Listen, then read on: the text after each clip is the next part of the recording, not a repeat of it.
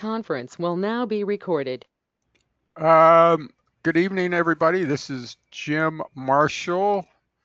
This is the AnCan Veteran Support Group for January the 6th of 2026. Happy New Year to everybody. And I will be the moderator. And first of all, I would like to thank sponsors that provide some financial funding so this can go on. Now, Johnson & Johnson, Novartis, Foundation Medicine, Myriad Genetics, Telix, and Blue Earth Diagnostics. And I thank them very much for their financial support. This is a veteran support group. We talk about veterans issues, veterans health care, veterans benefits, also military health care, military retirement, and also I am also a federal civilian retiree. I was a double dipper. So, and I worked for the Office of Personnel Management for the last 12 years of my civilian career. So I'm attuned to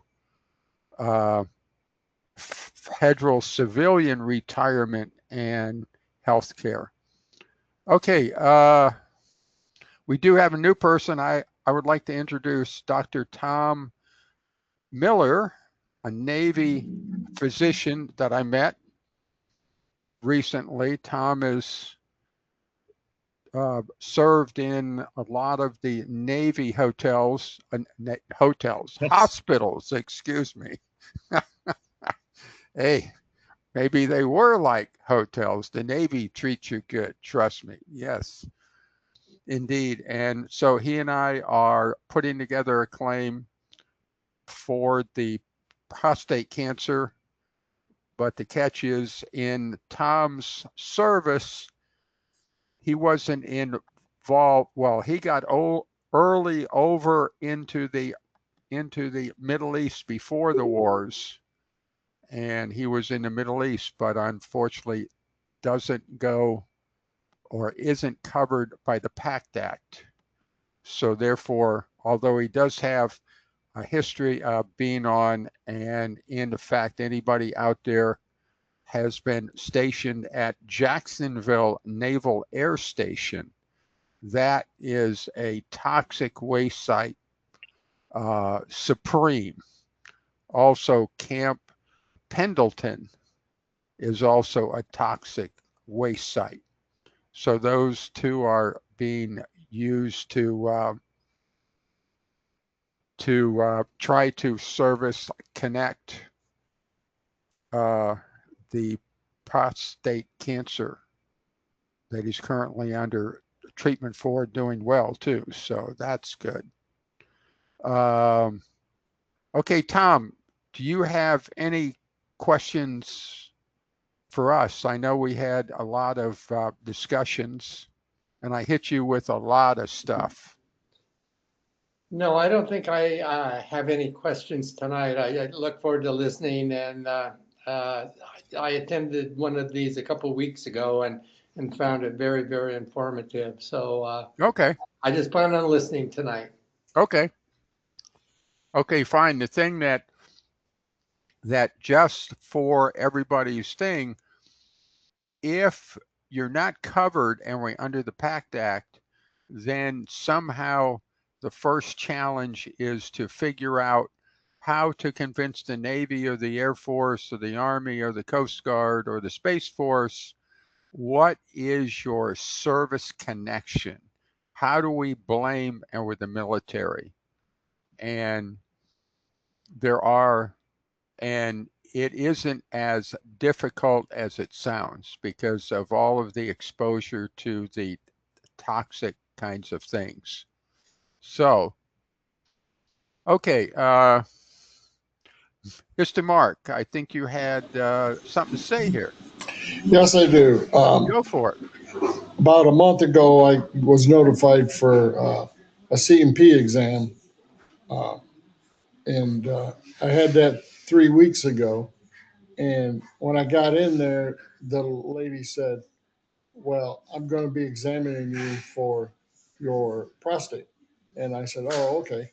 And then she was asking me some questions, and I said, "Well, I want to let you know that I'm permanent and total 100%." And she looked at me and she says, "So why are you here?" And I said, the woman on the phone said I had to come for a C&P exam. And she says, "Okay, but why are you here?" And I'm like, "That's what I told the woman on the phone."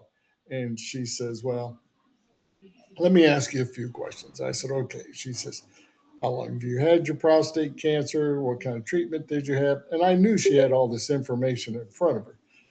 And I told her, and she asked me, when was the last time I saw the doctor? And I told her, and she says, "So are you taking Eligard or anything like that?" And I said, "Well, as of uh, like 4 months ago, we suspended that, and I'm going to get um, a blood sample every 3 months." And he said, "Well, why don't we go 6 months?" And I said, "Okay, we can go 6 months." And he says, "Well, let's look and see how that does, because I've had prostate cancer now for over 13 years, and the numbers went up, and I had radiation and all that story." And he said, "Well, we'll see what we can do." And she says, "Okay, are you taking any vitamins?" And I told her yes. And she typed some stuff in there, and she says, "So, why are you here?" and, and I told her, I said, "I don't know." She said, "Well, the next time somebody calls you and says they want to do a C&P exam, you just tell them, excuse me, but I'm P&T 100%. And just tell them there's no need for an examination because I'm permanent and total at 100%. And I said, "Okay." And then she asked me how my Christmas was and how my New Year was going to be. And so I chatted with her for a while. And she, she says, "I'll put something in it." 2 weeks after that exam, I get my letter back from the VA, and it says, "You're still rated at 100% for your prostate." And I'm like, "Okay." And so the next time they call me, I'm just going to tell them there's no reason for me to go in. And then today, or 2 days ago, I get my money for travel for going to my C&P exam. So today, my wife deposited all of $8.16 into my savings account for my travel. And I didn't file anything because she said, "No, we'll take care of it." So this third party contacted me,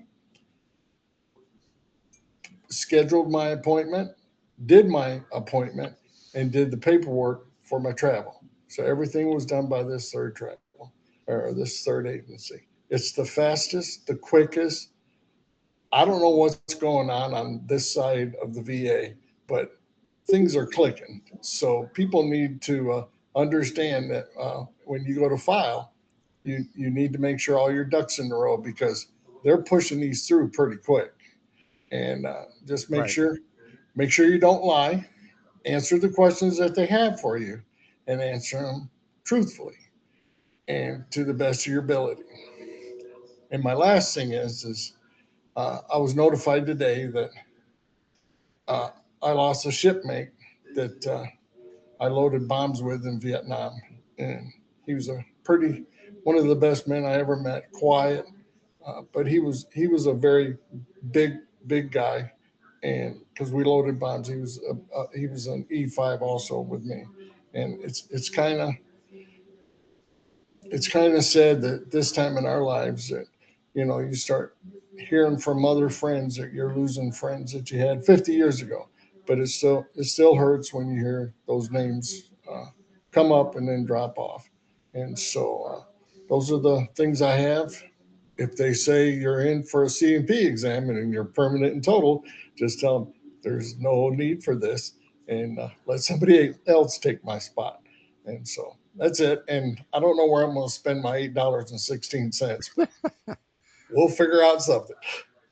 Well, and the first thing I would like to chime in here is, okay, in the next reminder, I talk about the travel system, okay, because I decided to explore the travel, even though I'm like 9 miles away, but I decided to go through, and it was quite an experience. Now, specifically, Mark, in your case, you are in the C&P exams, since they are all contract, it doesn't go through the VA travel system. That Correct. gets paid out of the contractor. Correct. And it's interesting because looking at the VA travel system, I learned that, and it'll be within a reminder, this is a sort of a quick sort of intro to it. There is a $18 a month deductible that you go through first. Like I did one, I think my travel was like $9 and something, and I haven't received a check, or I haven't received a payment. Why? Because there is this $18 deductible a month, and you can only file three, or you can only get paid for 3 trips in a month, which was quite interesting at the time I read that. Although the part which I find not, well, I think surprising, they explain where this deductible money goes. It isn't that the VA doesn't gets to keep it. It goes into a special fund that our deductible goes in for veterans who cannot afford the travel, and it will pay for their travel pay. So you will read about this within the next reminder, exactly how to enroll. And that was a very entertaining experience in itself, because it's actually being handled by the Treasury Department, actually being handled in the place I worked for 10 years. It was outsourced to the fiscal service. So anyway, that's just a sort of a comment. Now, on the C&P exam, the thing I would like to say, make sure that at the time they call you, that they tell you what the C&P exam is going to be for, because there are guys like me who are P&T, but I might still put in a claim for something unrelated to the thing I've got P&T for, like essentially AFib. Okay, AFib with me is only rated at 30. Okay, and so if I'm trying to upgrade that to 60, and I get a call from, and I don't show up for the C&P exam, they have the right to to then take away that AFib totally, erase it. So, as I say, if there is a circumstance that there is a call, understand what it's for, and if you are P&T for that particular ailment, yes, I would tell them. Otherwise, I wouldn't show up. Right, and that's the one thing that I asked the individual that was scheduling Okay, them, is exactly what this was for. And right. as soon as they said prostate cancer, we have talked about 100%, and Right. then and then after treatment, there's 60 and 40 and 20. Right. So I asked her, and she says, "Well, I can't tell you." And I'm like, "Well, you must inform me of what the C&P exam's about." And she says, "Well, what I have down here is for prostate cancer." I Right. said, "Okay." And so I said it didn't matter to me at all. I was still going to go to the exam anyways. Sure. So, I mean, it's just down the street from me. So I went ahead and attended the C&P exam. So I just sat there, and I mean, there really wasn't nothing more that I could give him other than the information she had in front of her. Nothing had changed. Right. And so, yeah, so she filled out that I gave her, and I got a letter back in 2 weeks from the VA and said, "Yeah, you're still at 100%." So I said, "Have a nice day." All right, anyway, I don't want to try to outguess this, but remember, all of the C&P exams are done by contractors under contract. And Correct. for every C&P exam they do, they get paid for it. So there's a Well, little bit, and but that's I'm where not that's where the saying that money they, that's where the money for travel came from. Also, right, was that third party. So right, this right, C&P company, will also pay for that and bill back to the VA. So even though now I don't know what they will pay them if you say I am P&T and you don't show up. Maybe there is like a $10 surcharge for the phone call. Who knows? But anyway, yep. well, I've learned a long time ago. If they ask you to come, Oh, show up. that's right. That's all. That's all I can say. You I've been doing always, this since you yep, never since miss 19. one. You know, since '78. If they ask for you to be there, show up. Hey, I figure every trip to the VA is an adventure. It's like Indiana Jones going into, yeah, Yeah. And plus, it's because a whole lot easier. Plus, it's a whole lot easier to go than deal with trying to explain why you didn't go. That's right, right. And that, it's just like Sunday night football. right, Nothing mattered except for the last 2 seconds. And if you didn't stay, I don't know what to tell you. right. Okay, okay, great. Um, Tony Fig, you said you Yeah, have a comment or two. on your favorite subject of travel, Oh, I okay. have seen a couple of private doctors, meaning they Ah, haven't been listed as community doctors with my VA Health. And I've gone to them. Most recently was for a bone scan that uh, my community care doctor recommended. And so it wasn't on the list of reimbursements that on my online VA health uh, portal. So I just downloaded a copy of the visit report showing that I was there and the bone scan it was related to prostate cancer. So they did reimburse me for the travel for that. So it was a little confusing whether private doctors you get reimbursed if they're not in the community system and recommended by the community doctor or the VA doctor. But it looks like if you include something to show that it's part of the primary reason for your disability, that they do cover it. okay.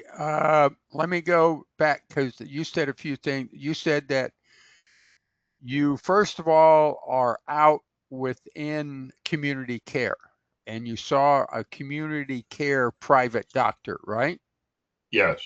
And then No, that, not yes. oh, Right. A right, community care doctor. right.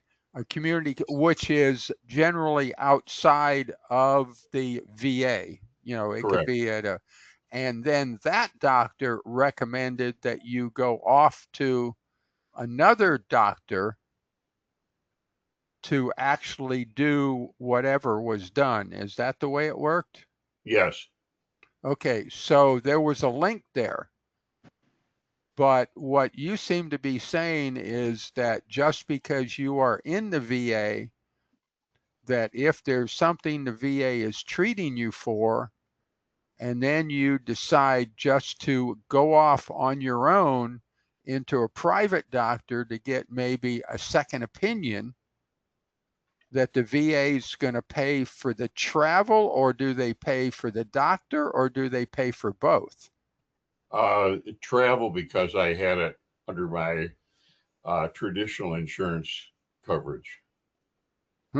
That's interesting because, that sounds like it would be a little bit outside the bounds. Now, in the travel at the time you, and this goes into the travel discussion next week, did you file it through that BTSSS system? Yes. Okay, yeah. And so I take it you, actually, I haven't had a chance to sign on to that one because until I do a community care visit up with Channing Paller, and we up at Hopkins, which at this point in time, it could be next year at the rate I'm going, which is good news. Hey, all right. So they say that you have to attach. So did you, for the travel part, how did you describe the, well, did you put down your home address and then the ending address and back as a round trip? Correct. Yeah. Okay, and they have some way to compute how far it is. And there's Yeah. some system the VA uses. I forgot to write it down. Mark, you have your hand up. Yeah, I think Tony's one of these individuals that a time ago he went and got his community care authorization letter, if Yes. I'm not mistaken, so he could do all this recommendation on the street that he did. Is that correct, Tony? Yeah. Yes. Yeah, that's why he's getting the travel and things like that, because the referrals is because he's got that letter from community care in the VA system, and that's why he's getting covered for that. Instead, he says community care, he's actually speaking about the doctors on the street, where we're thinking community care in the VA. The VA's already No. turned Tony. Yeah. Uh, Right. they've already turned Tony over to the street. Is that correct, Tony? Yes. Okay, and that's what he's doing, and Yeah. that's why he do all that. Tony, do you recall on the community care paperwork, is there a specific doctor cited on that one, or it's just authorization to go off and find somebody? I was a specific doctor. There It is a was my specific. GU medical oncologist. Okay, okay. I thought it was because I do have the paperwork, but I misplaced it. And But on Tony my, was referred. Tony right, was referred from that doctor to another doctor, right, and I think right. if Yeah, community I care think within there's the a VA, link correct? there, which could be, and a person just can't take that community care thing and just go off and find essentially any doctor. Because the other thing I did find out at a dentist, believe it or not, a couple of weeks ago, or I was talking to somebody that was getting dental work done, and as long as we're talking about community care kind of stuff, uh, because of all of the people who are now getting to be 100%, and also because of Terra, there is a lot of people asking for dental work. And if you can't get in with an appointment within 30 days, you can request community care. And so he did for dental work because he's 90%. Okay. Now, just so happens the dentist to do community care has to go through a paper exercise that takes a while to get them authorized to be in the community care network. So if you want to go outside the VA and somehow they can't treat you in a timely manner, I would do some checking before you do the attempt in the doctors that you would like to see if they participate in community care, because what I believe they have to do is to agree to accept whatever the VA will pay, as John Hopkins does around here. As I think I pointed out last time or something, I had 5 blood tests at Hopkins, and the VA got billed $338 a blood test. Well, the VA paid $10.59 a blood test. So somehow up front, Hopkins has agreed to accept whatever is paid. So anyway, that's a good discussion about community. Anybody else have a question about community care? Everybody's straight on that. Because I hear a lot of guys saying, well, I can't get the appointment for 2.5 months. Well, and I say, well, why don't you ask for a community care if you really think you should have it? But then if you do that, you need to know where you are going to go. Around here, it's easy, Hopkins, because Hopkins is around the Washington, D.C. area, is moving in here and becoming a sizable presence. Anyway, okay. Richard, what do you got? Yes. Um, I just got a notice recently that that the company called Optum, which many of you are familiar with, they're going to set up a phone interview with me. So my Right. question to this group: should I check to see what Veterans has on file, or rather, should I update Veterans the website with the latest doctor's notes from my last 2 visits, just to put it on record to show that I'm still being monitored after radiation treatment, and we're going to go through a year's worth of monitoring the PSA to see if it gets down to something near 0 or below 0. How soon shall be the call? Well, they said I should be getting a letter within the next few days that'll set up the appointment and everything. Right. Okay. And did they say what was going to be and with the topic? Just to verify my status as to what's going on after radiation treatment. Okay. And so what is actually going on? Update us here, because it's been a while. Yeah. Okay. When did the radiation treatments end? It's about a year and a half ago. So they were going to drop me to 0, but I made the case that the PSA had not gone down after treatment. It only had dropped to 597, and 6 months later, it went down to 295. Okay. Most recently, it's like a 1.8.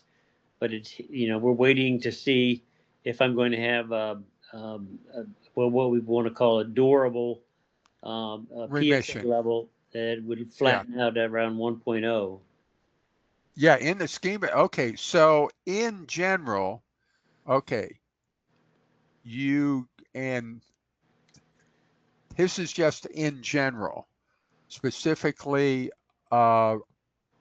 prostate, how the VA handles it is they will give you 3 months to heal or to get back before they say you are going to, or they would want to evaluate you for residual effects. But we know, because a lot of us have prostate cancer, once the radiation ends, in general, your treatment continues by getting a test for a year. And then it can be that at the end of the year, if the doctor says, indeed, it looks good, we believe you're in a durable remission, then it's time to evaluate residuals. Now, what I'm hearing from you is it's been about a year now, right? A little over Or a year, yes. a little over a year, but the doctor says, look, I'm not comfortable at this point in time declaring victory. So as long as the doctor says that you are still under treatment, you're under treatment. Now, going into the fact of should you, and now, do you have a statement out of the doctor that confirms that? Uh, I don't have a written statement from him, but I do have the clinical notes on the Hopkins website. Every time you have a Okay, doctor's appointment, they produce a detailed list okay, of but what they was done. produced a list, Right. but just because you go see a doctor and you get a PSA test, it doesn't necessarily mean that you're under active observation. So what I would say that you should request, and you can do this through the email, is say, look, I need a letter that said I am currently under continuing treatment. And the thing that can happen is they produce the letter, and in my chart, there's a file called letters, and that's where it will show up. Now, provided that it gets here before the C&P exam, then you can either hold on to it and have the C&P exam verbally inform them of that. And after the C&P exam, you sit down with 21-4138 form. Dear VA, I just had a C&P exam with, Optimum so-and-so, and we discussed my treatment of the prostate cancer, and I told them that I am under continual treatment, and on page 3 of this is the statement from the doctor confirming this, and you print it off, sign it, scan it back in, okay, upload it. Although if you get it before the C&P exam, you can do exactly the same thing, but I have a C&P exam pending for this date, and I know the question will be, am I under currently active treatment? And at this point I am. Okay, and the letter, which you will see on page 4, is confirming this. And you print it off, sign it, scan it back in, upload it.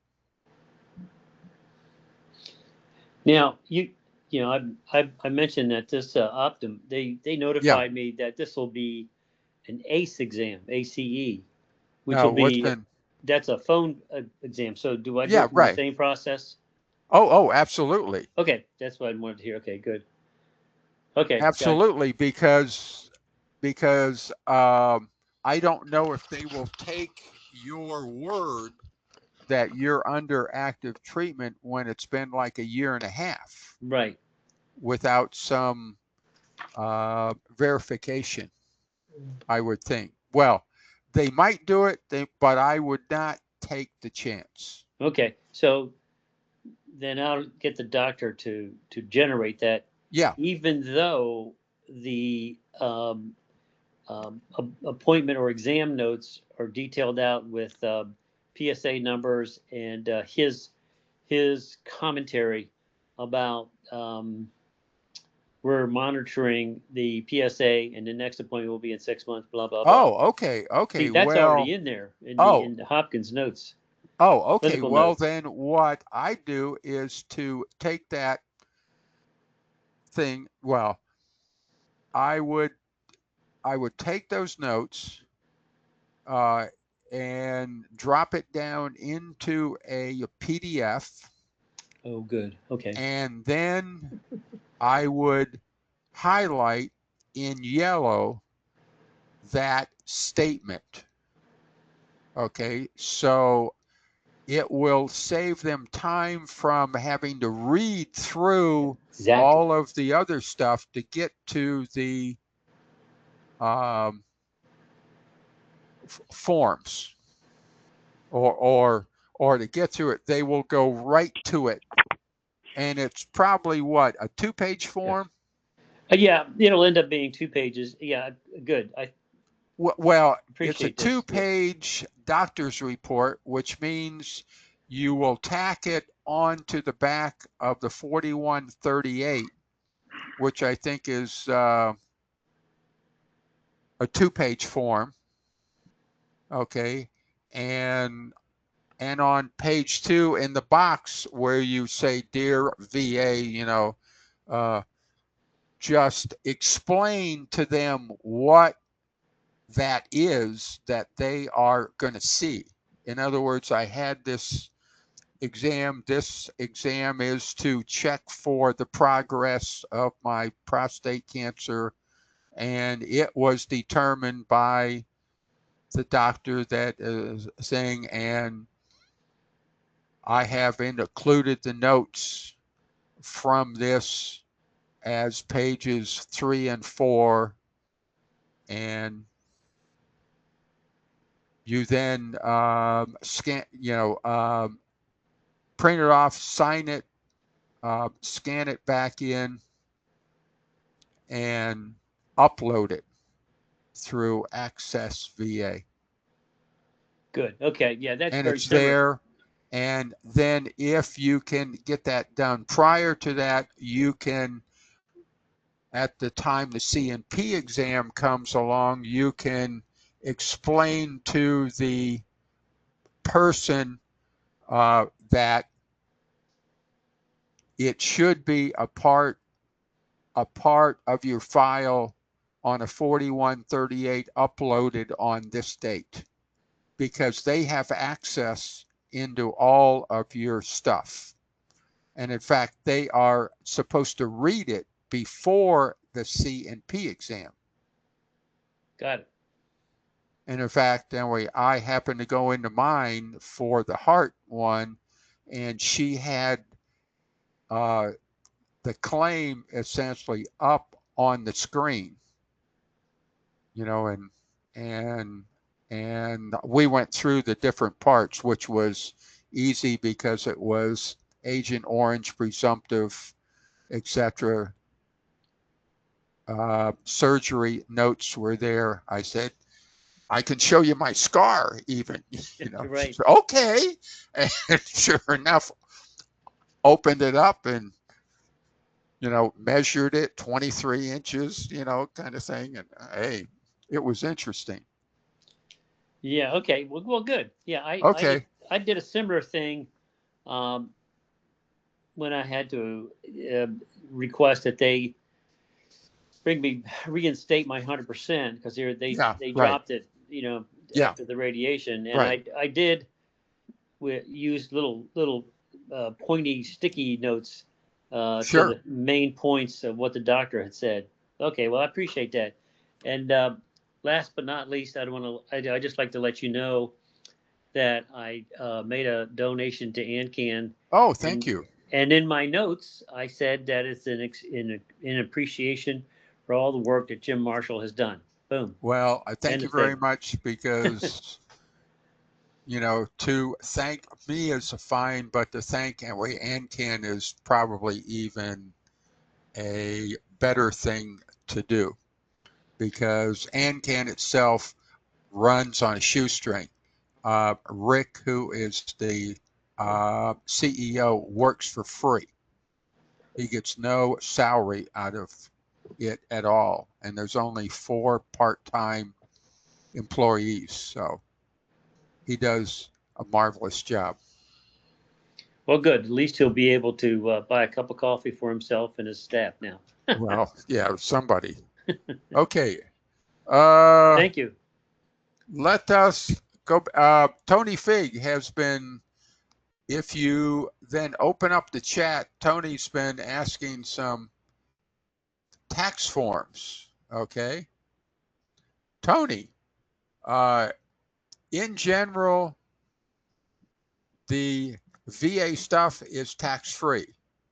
So there's no 1099s for it. Now, there is a 1095B, which shows you the proof that you've got some form of health care. Okay. Now, do you also have private health care? Yes. Okay. And you probably get a 1095B out of them, right? No. No? I have Medicare and AARP supplement. Yes. So you would get out of AARP, you would get a 1095B.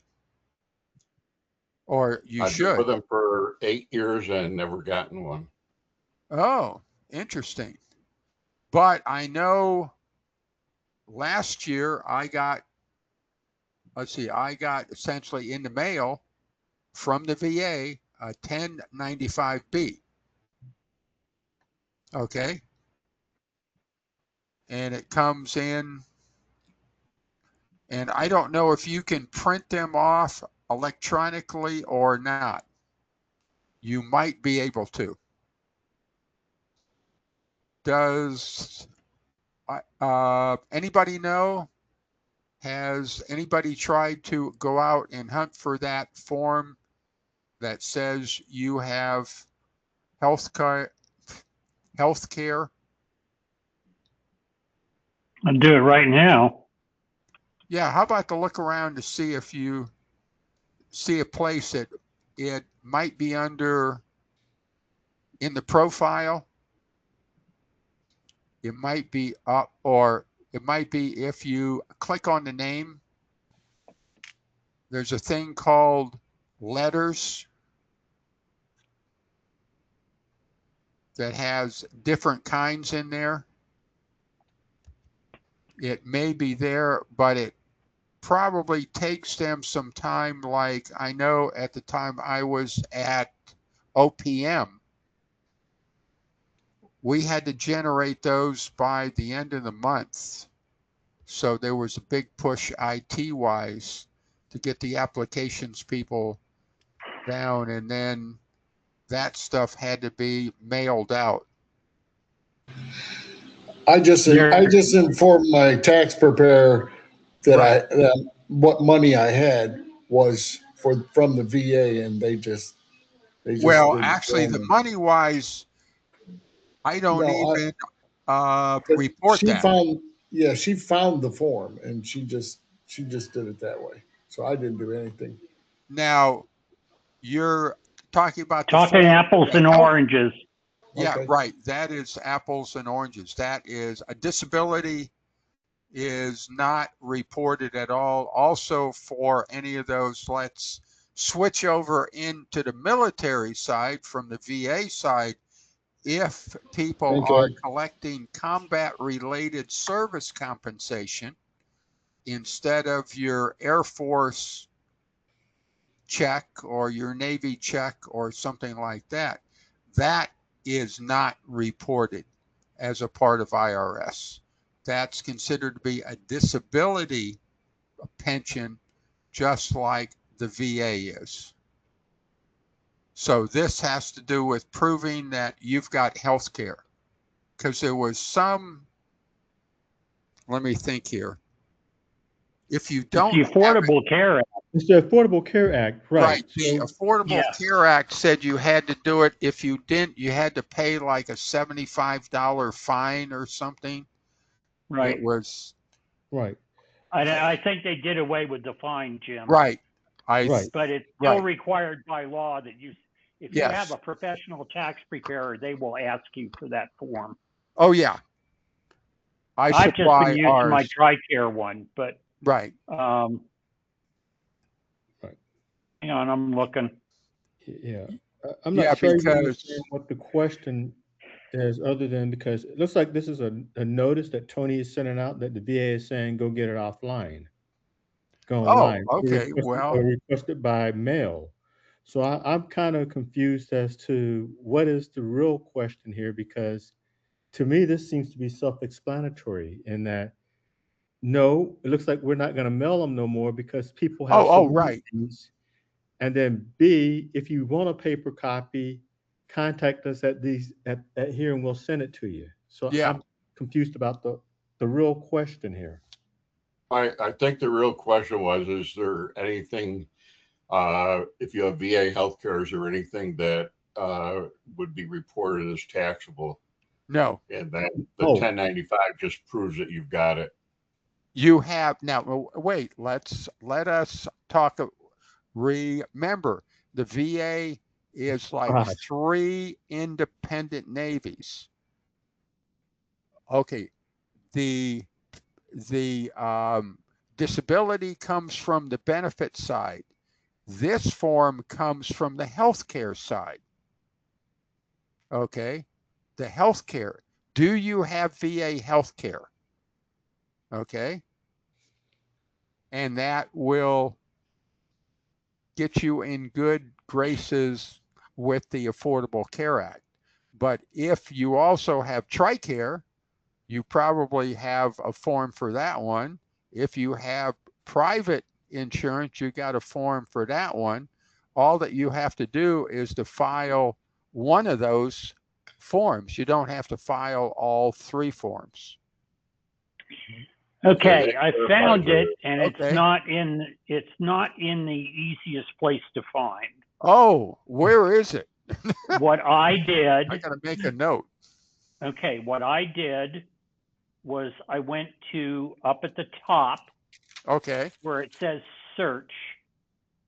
Okay. Just type in 1095 return, and it took me to download your IRS 1095B tax form. Ah. Okay. Your 1095B IRS tax form shows proof that you had VA health coverage in the most recent tax year. Okay. Mm-hmm. You can download the form here. Due to changes in the Affordable Care Act law, you don't need to file this form with your federal taxes anymore. Oh, okay. Right. Download your latest 1095B form, and there's download your PDF, best for printing. Yeah. Okay, and when you look at it says, okay, if you look at the little link tree at the bottom, at the top, it says va.gov home records, download your IRS 1095B tax form. So it's Okay. under records. It's under records. Okay. I Yep. will go confirm that, and that sounds like a good thing for the reminder.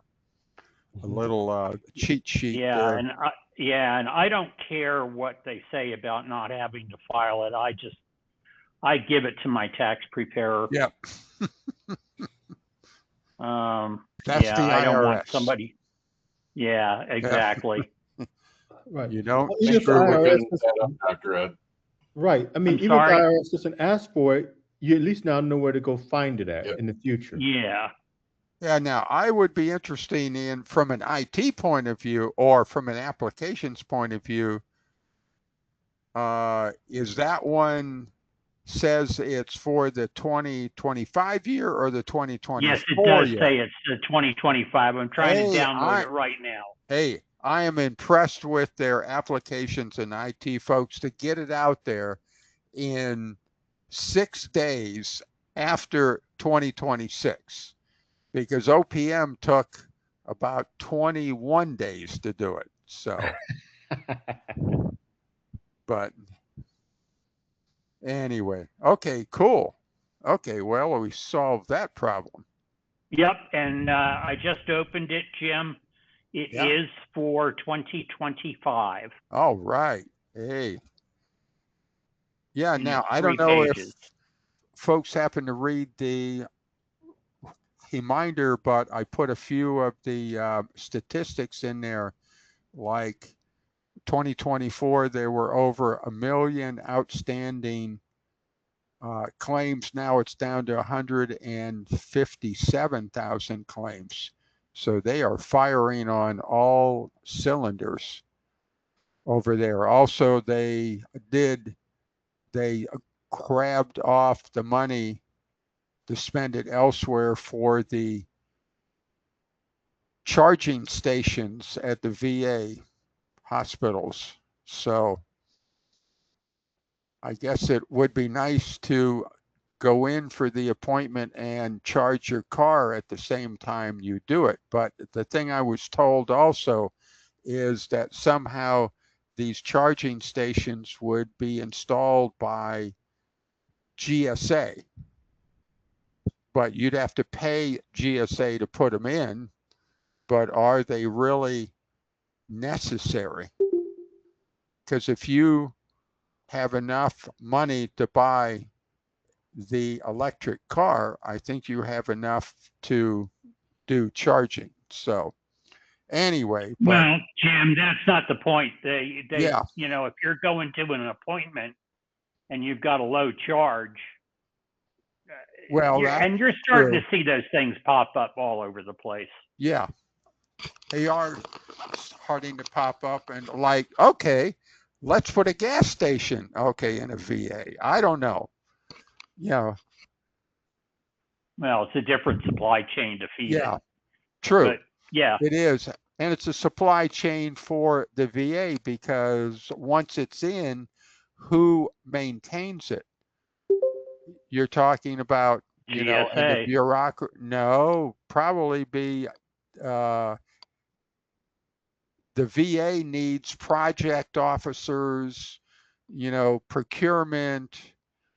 You're talking a bureaucratic chain that is amazing. Hey. Anyway, okay. Well, okay. So let's see here. Oh, Dr. Ed, you're up. Yeah. Oh, good. Anyway, 7 How's it weeks going? out from a hip replacement at VA Rocky Mountain, and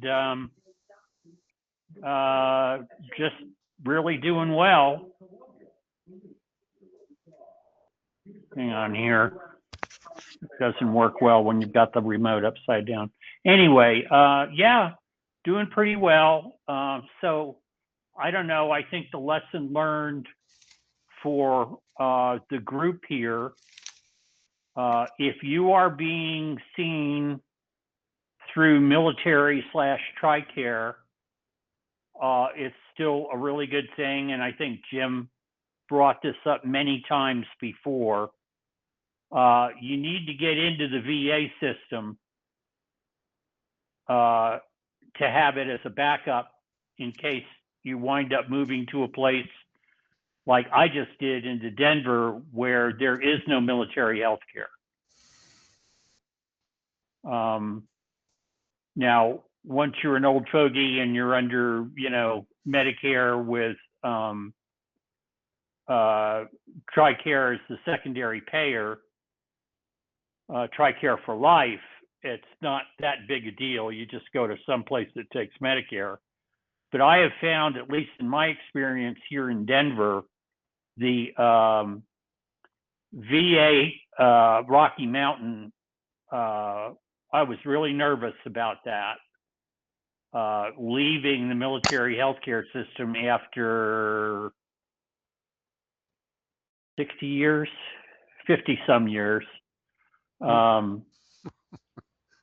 Yeah, I mean, ever since my early 20s, actually, no, since my teens when I was a scholarship cadet. But anyway, so I got my VA ID at the Washington, D.C. hospital. They check your records and your ID says that you're entitled to health care. And it's worked like a champ. Very pleased, actually getting to the point where I can almost walk without the cane, but bravo. So I got a question on the hip. Which of the procedures did they do for you? Is it the one that you're up in a day or so? They had me up in a day, but it was pretty hard. I stayed, I think, 2 nights, and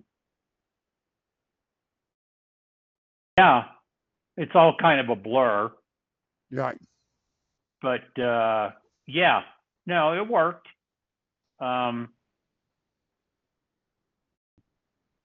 Yeah, I was using a walker for a while. That actually has exacerbated some carpal tunnel Oh. that I had.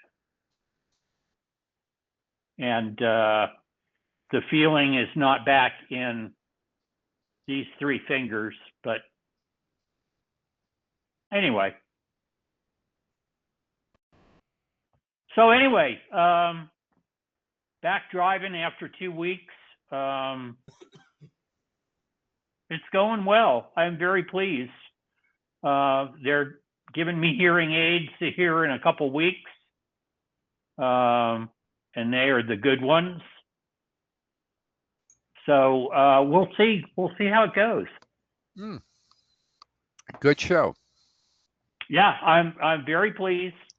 And the fact that I walked into the Rocky Mountain Hospital and they said, well, can I see your VA ID? And they said, oh, well, welcome here. We're going to get you into the rapid access clinic to make sure. They do their prescriptions a little different. If you need discharge medications, they'll fill them there. Yeah. But all your prescriptions, they just mail them to you, and they show up in like 3 days, 4 days. It's great. I'm living the life out here in Denver. Oh, okay. Enjoying it. Okay, good. Well, I mean, I had a question for Dr. Ed. Yeah. I was wondering, did they do the anterior approach for your surgery? They did something that I had not read about. Okay. They did a modified lateral where they did not do the anterior and they did not do the full posterior. The full posterior is where they basically slice your butt cheek in half. Okay. Ooh. And access from exactly, your 6 o'clock. Okay. The anterior, they enter through your groin, and your incision there comes across kind of the fold in your flesh between your stomach and your thigh. What they did to me, my scar is on the absolute 90-degree on my right side. And I tell you, it made it a lot easier to sit down in the toilet than the posterior would have been. And I was talking with the surgeon, and he told me that the pendulum has started to swing back because they have had some folks have nerve damage with the anterior. Okay. And this one gal that I spoke to said her leg was asleep for 2 years. Ooh. Okay. Not good. But yeah, so my, you know, if here's my hip, Okay. it's my scar's right on the outside. Oh, it's on the outside of the body, and it's yeah. It's Right. on. It's on the same. You know, if I were to Yeah. reach out my hand, that's my. You know, Yeah. 12 o'clock, 6 o'clock, 9 o'clock, 3 o'clock. It's at the 3 o'clock position on my hip, Right. and very pleased. Oh, good. The Okay. surgeon got in there and said that I'd been bone on bone for so long that the top 30% of the ball in the ball and socket joint was gone. Ooh. And that my right leg was between a 1/2 inch and 3/4 of an inch shorter than the left leg. And that's led to a bunch of back pain during the recovery because everything was all cattywampus. And now with 2 legs the same size, all same length, everything's on the shorter leg is starting to stretch out, which is a little bit of pain, but it's not bad. And the back pain is back. Now, I don't know if the back pain is back because, you know, it's just being masked by the hip pain, but it's livable. Good. And it's certainly better than it was. Physical therapy there. Oh yeah, I was doing. This is the first Tuesday that I do not have physical therapy. I was doing it every week on Tuesday, and now I'm doing. I do physical therapy every day, but it's. I go into the hospital for PT once every other week. Good. And it's making a difference. It really is. Fantastic. Okay. I had one hip done last year and another one 2 years ago with a anterior. This last year, they took me in at 7:30. I was out of surgery at 8:45. I was in physical therapy at 1 o'clock and on the way home at 3. Oh, wow. That's fast. Yep. Wow. Yeah, and the bad news was that my 6th week, this past week, at my 6th week, they told me, you probably got 1.5 years, 2 years, and you're going to have to do the other one. Oh. Well, hey. There's still a little cartilage in there right now, but they said instead of on the top, it's been wearing the cartilage on the side because of the way I had been compensating. Well, once you get the overhaul, then are you going to break out the skis or anything? I'm only joking. Well, they say the number one thing that you have to avoid, at least for the first 6 months, is you don't want to fall. Yes. Yep. So I don't think I'll be skiing. No. But you can always go in the lodge there with the ski bunnies. Oh yeah. Oh yes. Oh, they are looking good. Okay. Henry Holloway. Hello there, sir. How are you? Hello to everyone.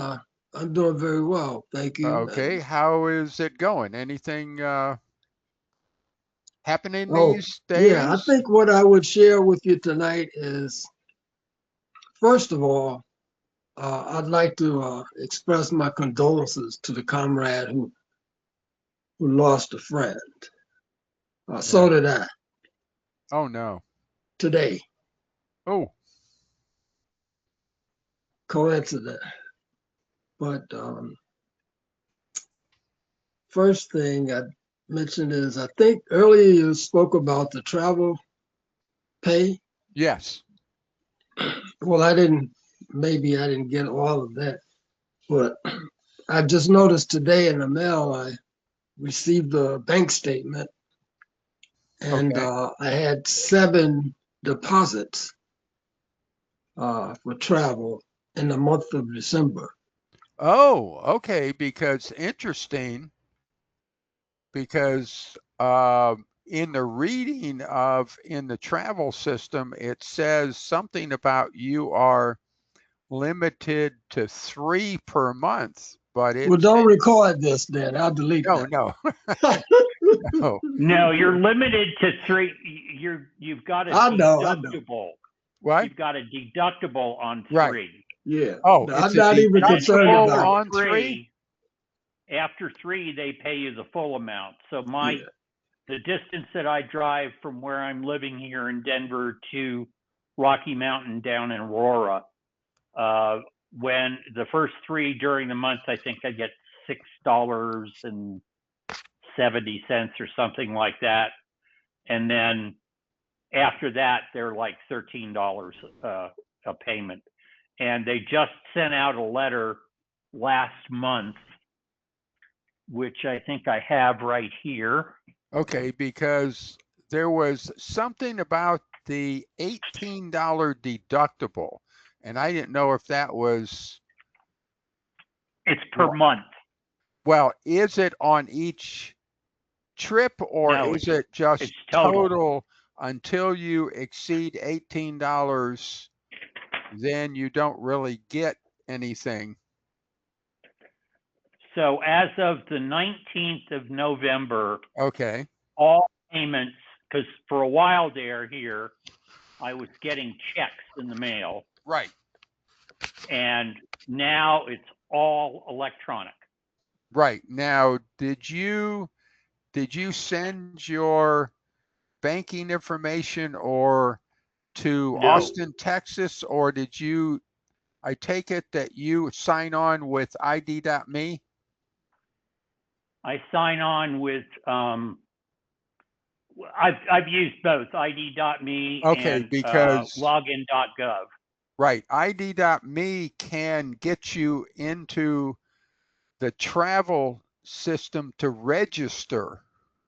Now, after that, you can use login.gov or ID.me to file into BTSSS, but there's a separate, Okay, that may be why I right, had trouble. yep, I tried to sign up for direct payments for travel yeah, about 3 months ago, yes, I did and too. I kept getting an error, Oh, and I was probably using login.gov to try to get to that form. well, yes, actually, the thing that happened with me is there's this, well, there was a place that they said to go, and it turned out that it was some browser settings in the browser that kept me, and there is a help desk that I think in a reminder either a month ago or something, and if you keep these around, go back and extract that help desk, technical help desk, not the 800-827-1000 for the VA. This is like a technical help desk. And I No, called okay. them, explained it, and boy, Tammy, boy, she said, it's browser. She said, are you on Mac or on Windows? I said, well, I'm on Safari. She said, okay, go here, go there, check this, Yeah, make you sure probably had this a is pop-up out. blocker. What? You probably had a pop-up blocker. No, it was something in the security aspect, and I had to clear out some stuff. And after that, everything's worked Okay.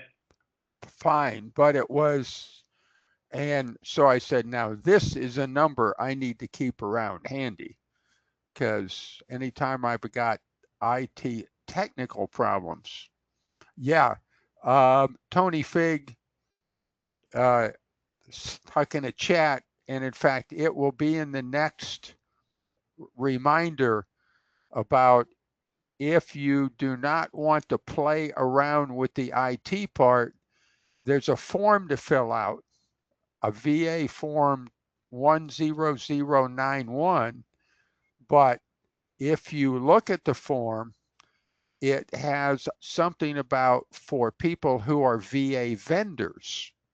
And I looked at that form and said, wait a minute, are we vendors or are we veterans? So Yeah.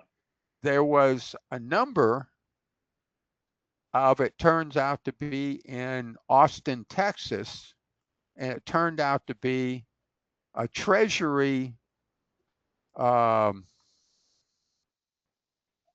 I forget what they call it, where the VA has turned over this function to Treasury on their behalf, because it turns out down in Austin, there is the VA, there's a VA computing center right next door, connected by a breezeway to a Treasury computing center.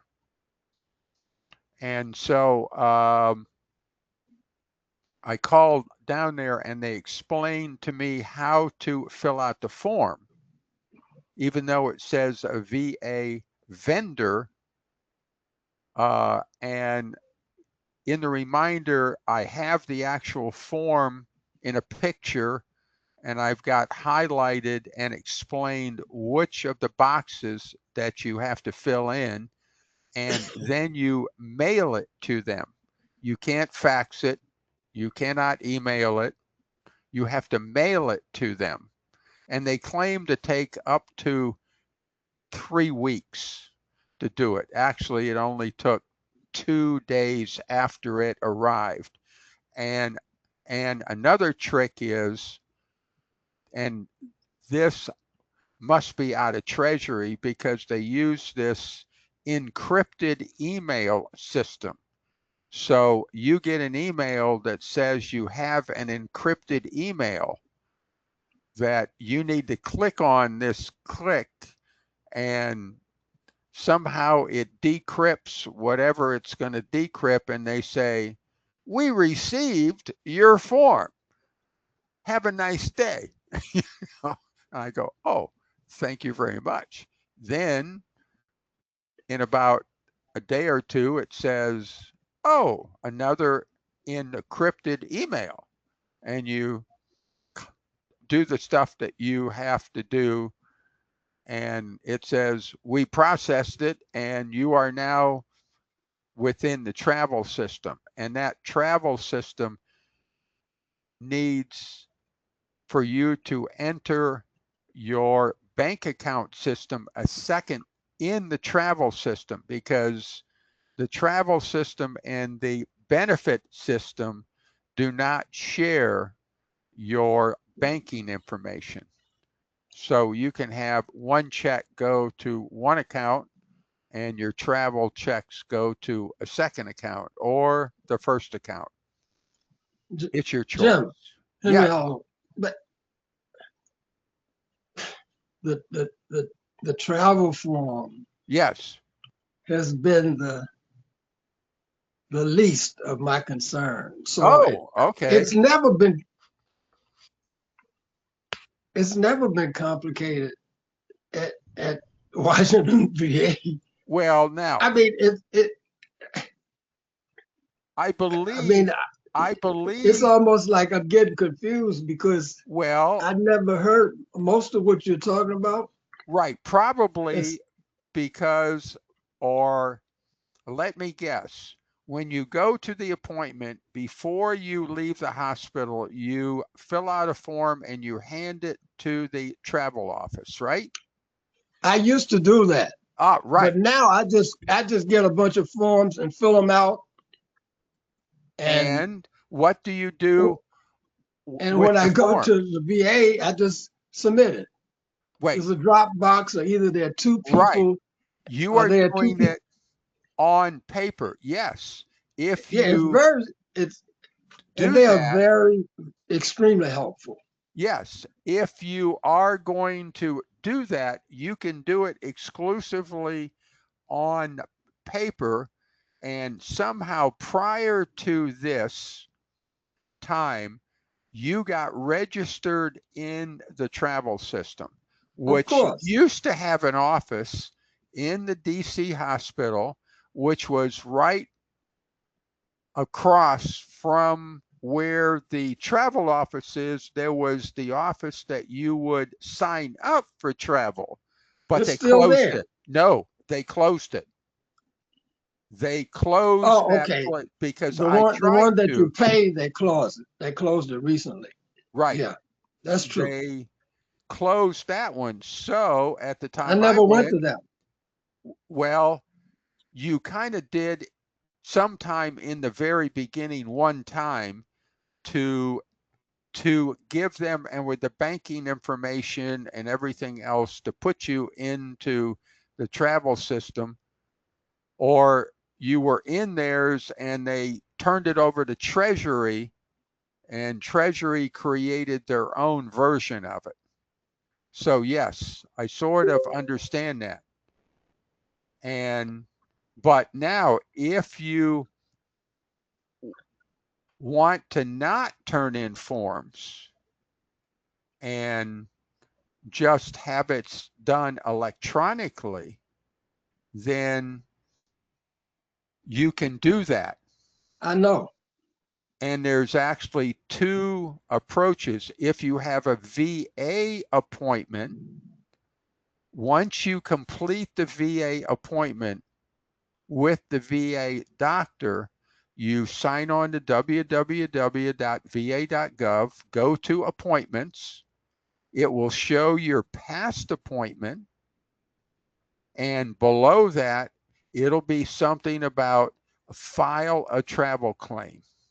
And you click on that and you sign on with your thing, and magically it gets submitted. Magically. Provided, Just one other thing right. with me, Jim. Uh, it may be of help to someone else. Okay. I recently submitted the intent to file. Oh, now that isn't healthcare. That's over on the No, benefit side. right, Right. but this is different. I Okay. had to be patient with submitting it because it hasn't been a complete year, since I initiated the one previously. And they were telling me that I didn't need to submit a second one. And I had to help them understand that that one had been adjudicated. So it should have expired. Well, it should And have been closed. Right. exactly, that's my point. And Yeah. so eventually they were able to find it. It just hadn't been uploaded again. Oh, now, okay, let me ask you this. You say it hadn't been uploaded. So how did you do the intent to file?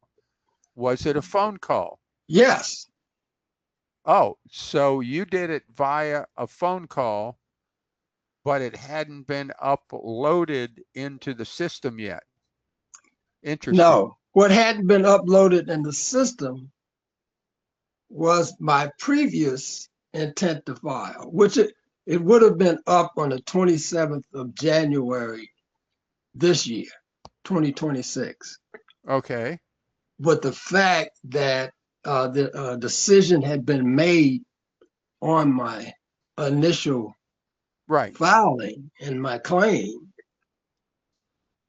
they hadn't received the updated information. So I Oh, explained it to them, okay. and then they looked further into it, and they were able to confirm that. Okay. So just out of curiosity, what are you putting in the intent to file for this time? Oh, anxiety, sleep, Oh, oh, okay. sleep. I got a few things. We'll at your leisure. We'll talk about. Oh, okay. So we are just, I have a heads up that you'll be coming my way. Good. Yeah. And they also sent me the confirmation because I Right. requested it. I wanted a hard copy, and I also wanted a digital copy. So they Oh, okay. emailed me. I mean, they were very nice. Well, a digital copy should show up under your Oh, I have it. Yes, claims wise. It will be in there available for you to download. and it's also in. I have it in an email.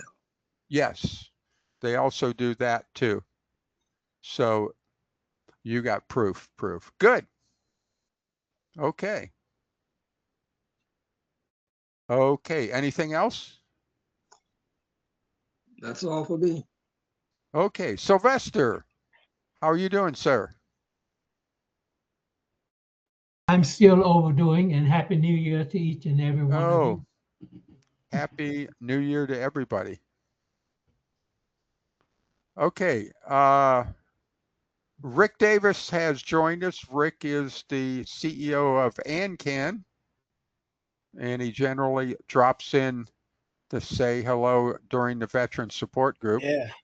Rick, Yeah. is there anything that you would like to bring up? Well, first of all, I apologize for not having my video on, but I've got no bandwidth here down here. Oh, right. The bandwidth is supposed to be around 200 to 300 megabits, and right now it's at about 15. Oh, geez. And the response is, well, we have congestion in your area by the freeway. And I wrote back and said, what on earth do you know about the freeway? Well, what we mean is we have too many houses. What they do, I've had this service now for over a year, and they sell it, and they just keep selling it and selling it. Yep. And then they have too many people using it. They don't have enough people. So during certain hours when I need it, I can't get enough bandwidth to get into the meetings. Yeah. And it makes me crazy. We don't have cable in the streets where I am. We're in the middle of nowhere. And it's just really frustrating. And T-Mobile basically says, well, if you don't like it, you can take your business somewhere else.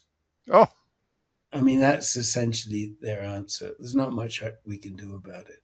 yeah. So I've tried a couple of times when I was in the Care Partners group to turn my camera on, but it ain't going to happen tonight. Otherwise, I'll lose. Oh, that's okay. You'll freeze up. Yes, I'll freeze up. Do I have anything?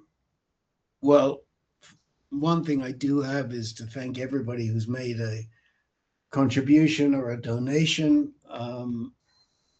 We appreciate it. We hope that those of you who haven't still will. It's really needed, and there's no question in my mind that we can call the information we provide priceless, because you ain't going to get it anywhere else. And unfortunately, there are way too many people that just expect it. It's happened on with two occasions from yesterday's group where we had almost 50 people in the room. And people who didn't get their questions answered come to me and they want an answer. And my answer to them is come to the group and get there on time, and we'll do our best to answer you. But if you need my time, I insist on a donation because otherwise I don't get respect for my time. Now, I will tell you that the same is true of Captain Jim, but he is more generous than I am, and also he's not running all of AnCan. Right. So, and we're so grateful to him. And I would have to say that in all the donations that we've received this giving season, nobody has got more honorariums than Jim. And that's because he does an amazing job. And I thank all of you who have already sent in. And if you haven't sent in, think about what you're getting out of this group, and you can send it in and you can dedicate it to Jim. And when we don't necessarily share donations, but if somebody has sent something in and dedicated it to Jim, we pass that along to him so that he knows, because he deserves that.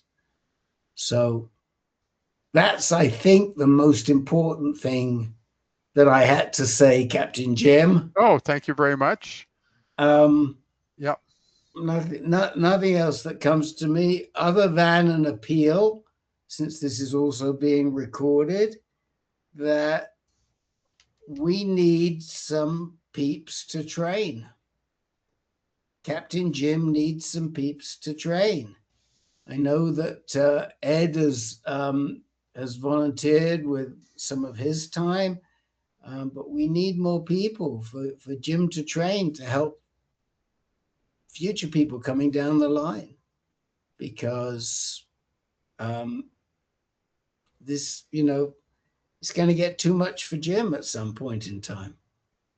And we're close to that. So we really, really need either some help or some thoughts. If any of you are looking, you're retired, you're looking for something to do, to give yourself to a cause, let's train you for to be a AnCan VSO in our own VSO way. Yeah. And let Jim train you, and so that Jim can start throwing off some of these requests to someone else, and they can start doing the incredible work that Jim's doing. So that's my New Year's appeal for the vets. Okay. I thank you very much. And speaking about that, I would like to make a point for the people who are listening out there. We are not, or I am not, essentially a VSO officially, because to go through the VSO process, there is a VA certification process and all that stuff. And also, anytime a VSO who is accredited helps you, you have to sign over which is akin to a VA power of attorney that allows the VSO to go into your records and to see what they see. The thing I do is I don't want that, because what I do is to take the time up front to teach you how to become your own VSO, how to create your own claim, the strategy for putting it together, and also trying to understand the VA, because we are military. We think like military. The VA is a bunch of civilians, and it isn't a slight against them, but they don't think like we think, and they don't talk like we talk. So because we want money out of them, we got to talk the way they talk. And that's what I try to get over on to people to do.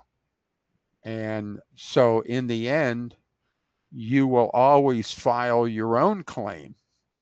I don't file the claim for you because I can't. Under rare circumstances, I can engineer something, and it's a kludge to do it, but I do it for folks that do not have a computer, and only have like a smartphone or it's too old. And I do make our house calls around here for folks that can't get out or are too old. And even though I'm old, but at least I'm IT trained. So at this point, that's the strategy I use. Right. And like we said, that's why I called Jim an AnCan VSO. Right. To give you AnCan VSO training. Right. Because This is we figure that if you give a man a fish, he eats for the day. But if you teach a man to fish, he can live for many years. And that's really our philosophy. Be your own best advocate, and that's really how we go about doing what we do. Not just with the vets, across the board. Right, Captain? Yes, sir. Absolutely. Because I'm getting old, 81 going on 82, and how much longer I will be around. At this point, it's looking pretty good, or it's looking better than it was last year. So, hey, there's a few more. Well, it's not just being around; it's being Right. able to think clearly. I mean, Yeah. I got to tell you guys, Jim was there last night. 3 hours our meeting went on for. 3 hours, and we probably had, I haven't even counted, but given the people coming in and coming out and the numbers I saw on the screen, I suspect we had well over 50 people, three newbies and 11 or 12 people that wanted our time. I couldn't even think straight by the end. I couldn't. I mean, Len asked me at the end, am I working next? Am I doing the meeting next week? Or I said, I can't even remember, Len. I'll have to get back to you. I was beat. I was beat. And you know, so it's not just physically being fit to be able to do what we do, and especially in what Jim's doing, it's mentally fit, and he's got the bloody mind of a 45-year-old. So you know, it's incredible. It's incredible. The only person who challenges him in this whole group is our 86-year-old down there in the bottom there, Sylvester. Yep. Absolutely. Sylvester. I'm a follower, not a leader. Well, if you're a follower, let's just say we'll all follow you wherever you go, Sylvester. Yeah. Okay. 9:45 Eastern time. Okay. The last thing I want to bring up is has anybody in their private healthcare system have been contacted by a company called BeneLink? Because apparently I got something out of these folks not pretending, purporting to be actually Kaiser. And the reason why I got contacted is because I'm a veteran. Okay, fine. And they put a Kaiser logo onto their stuff, and it says that they are partnering with Kaiser to somehow consolidate your medical records, which means, and they filled out a VA form for me to send to the VA and to all of the community care partners to get 7 years worth of medical information. And this is a company out of Florida. Okay, fine. But then the VA is supposed to send 7 years worth of records to a small town in Missouri, a post office box. So I called up BeneLink and say, no, What's the deal here? So they say, okay, here we are, a partner with, okay, how do we know you're a partner? Give me a contact within Kaiser who can confirm that indeed you are legit. Well, they don't have any, which is strange. So I call up Kaiser. Kaiser says, Benny Link who? Okay, in the member services.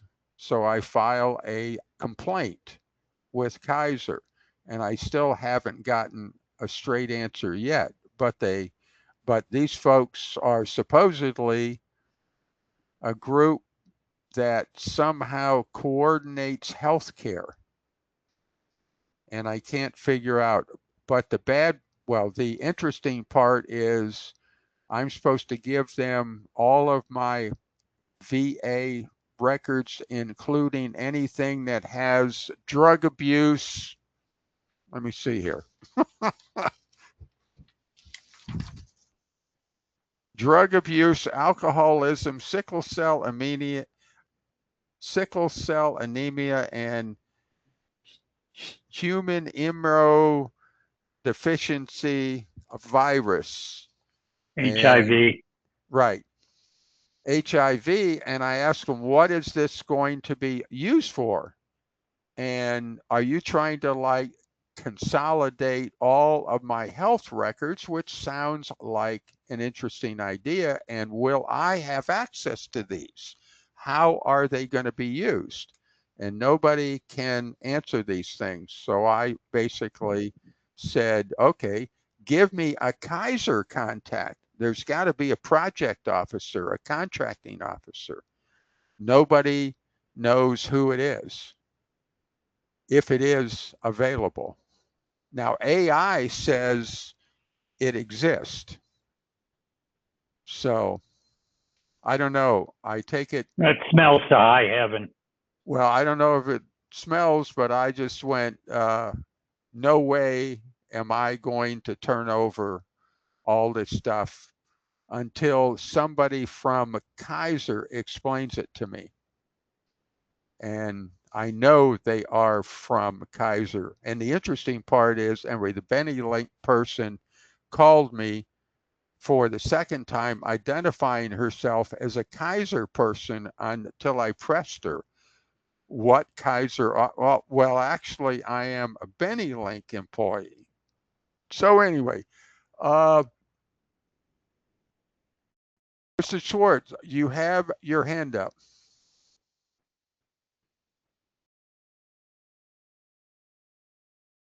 Where are you?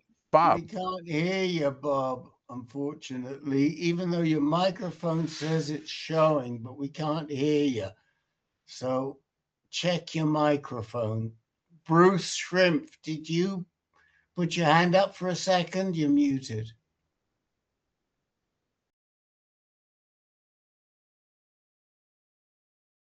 No, I did not. Oh, okay. Okay. Okay, Bob. So, this gives me a lot of concern. Kaiser does make a lot of side deals because everybody's trying to grab their hands on data right now, and this is a significant source of data, and they can then sell it for research purposes and goodness knows what. Yeah, but only with your consent. No, not necessarily. That's not true. If you give them the initial consent, the horse has left the barn. Well, maybe not. I mean, I don't know. I can't argue with you, Ed, but I can say that if the data is anonymized, there's a lot that can be done with it.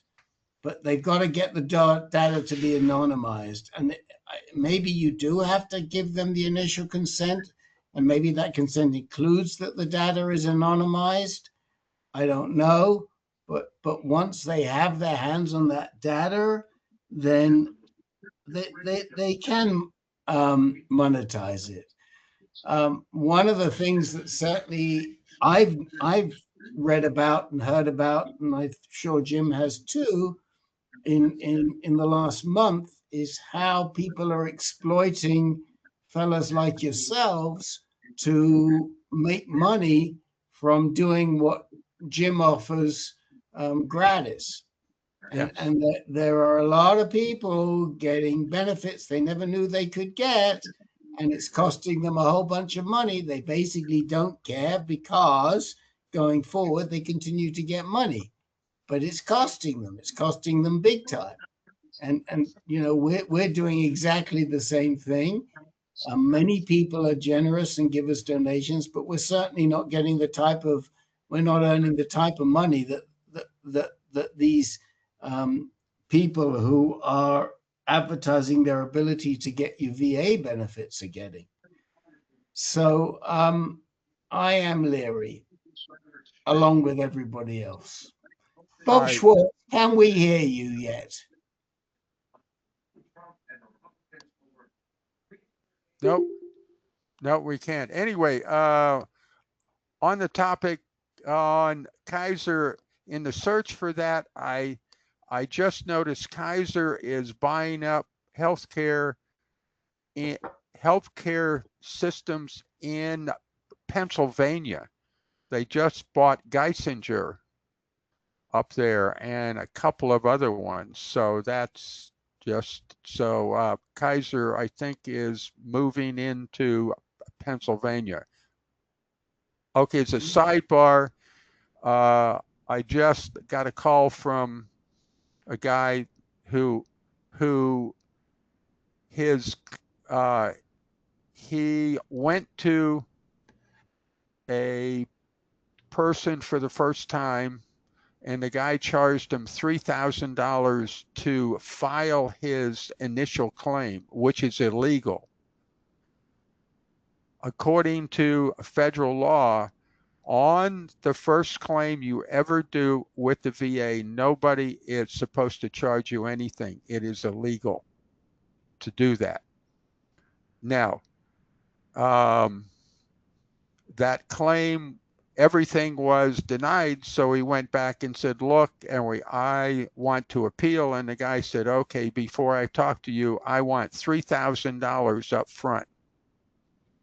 Okay, even if we happen to lose, I want $3,000.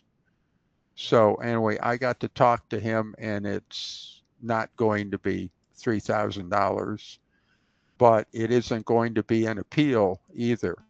It'll be essentially a supplemental claim. And he was a Marine. Let me say, Jim, Yep. we'd like to see it to be $3,000, but this is exactly what I'm saying. Yes. This is why AnCan is priceless, because we're providing at no cost what other people rip you off for, which we will never do. And we hope that you guys recognize it. And we hope, I'll tell you a quick story. Okay. I had a very, very close buddy. Nobody in this group really knows about him. Maybe Sylvester may have heard me talk about him before. His name was Jerry Carniglia. He lived in Emeryville, which is pretty close to where Sylvester lives. It's where the Oakland Bay Bridge lands on the east side of the San Francisco Bay. And I love this guy. He was amazing. He came to me through prostate cancer. He was de novo metastatic. He was being treated at Kaiser very badly. We redirected him, but he just became a close personal friend. He was a crazy guy. I mean, he one of the most colorful people you'll ever meet. He was a artisan carpenter. He was an amazing artist. He lived in a disused factory, where he painted canvases that were like 10 feet by 8 feet. I have one here in my little casita, and I loved him dearly. And one night we went to Spirit Rock in Marin. and which is an insight meditation center. And when we were driving back, we started talking about some people who had been killed in a boating disaster close to Catalina. And he started telling me about how he was a VA vet and he'd been on a destroyer that was never had boots on the ground, but was in the Delta. Was it the Menang Delta, the Penang, Right. the Yinang Delta, or whatever it was called? You guys know what I'm talking about. Well, I said, you could be eligible. This was 2013, I think, 2012, 2013. I said, you could be eligible. There's what they call a blue water list. He said, really? Well, he dropped me off at my car. I went back to my house in Marin. He went back to his house in Oakland, in Emeryville. And by the time he got home, I'd already figured out his boat was in the Delta, that he was considered to have had boots on the ground. And to make the story short, I mean, it took us about 2 years and it wasn't easy. He finished up getting $44,000 in back pay and $4,000 a month until he passed away, which was in 2016. And he gave me this was before AnCan. He handed me an envelope one day with $4,500 cash in it. I mean, I didn't ask him for that, but God bless him. He did the right thing. And these guys that Jim's speaking about are getting ripped off, and it just galls me. If we get some money from somebody who's had success the way Jim's bringing them success, God bless them. And most of them will give us something, but we don't ask for it. Yeah. But that's always. I always think of Jerry. I mean, I love this man, and he's around me here, even in my house, in many different ways, in many different places. Okay. All right. It is just about that time. I want to thank everybody for coming. And if anybody wants to contact me out there, you can send a email. Well, first of all, you can go to the www.ancan.org/veterans website. And also to contact me, you would send an email to veterans@ancan.org. Perfect. And you don't need the www, by the way, for us. Okay. Okay. Just ancan.org/veterans, and then veterans plural @ancan.org. Okay, folks, I will thank you, Boykin. see everybody on the 20th. Yes. Good night, everybody. Good night. The recording is